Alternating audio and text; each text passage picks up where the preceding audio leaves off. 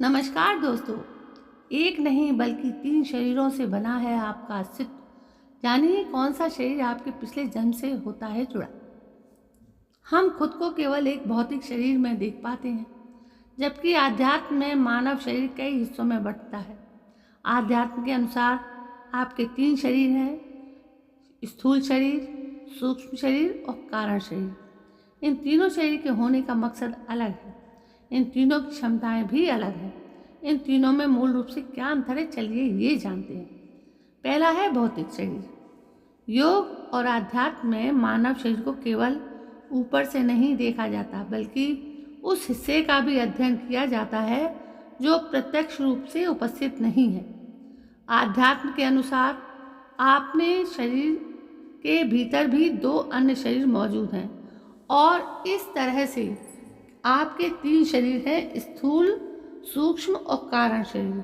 ये 3 शरीर 3 अलग आयामों को दर्शाते हैं और आत्मा के साथ इनका संबंध अलग अलग है। इन तीनों की क्षमताएं भी अलग अलग हैं। चलिए समझते हैं तीनों के बीच का अंतर। स्थूल शरीर आपके हाड़ मांस से बना भौतिक शरीर है, जिसे आप देख और स्पर्श कर सकते हैं। यह शरीर ही 5 भूतों यानी पृथ्वी, जल, अग्नि, वायु और आकाश से मिलाकर बना है। इस शरीर से ही आपकी इंद्रियां जुड़ी हैं, जो आपको भौतिक सुख देती हैं। भौतिक शरीर को देखभाल और पोषण की आवश्यकता होती है।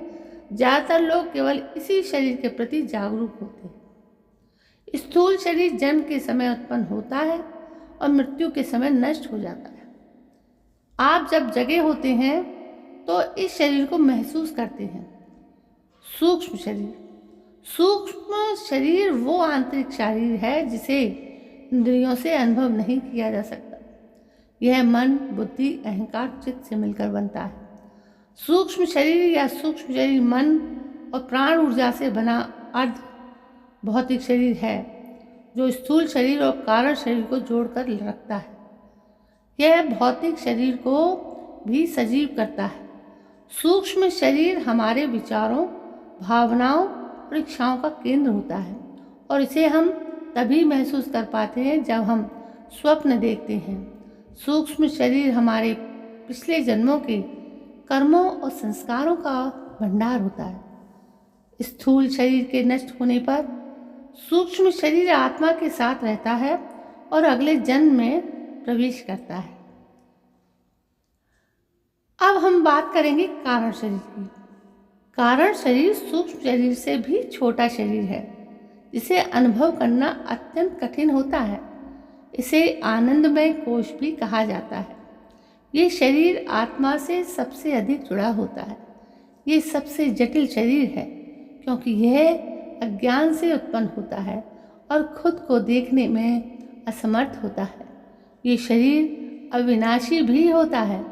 कारण शरीर को हम गहरी स्वप्नहीन नींद में अनुभव करते हैं। इस अवस्था में स्थूल और सूक्ष्म शरीर निष्क्रिय हो जाता है और हम स्वयं और समय की अपनी समझ खो देते हैं। यह शरीर हमें चेतना से भी अलग रखता है।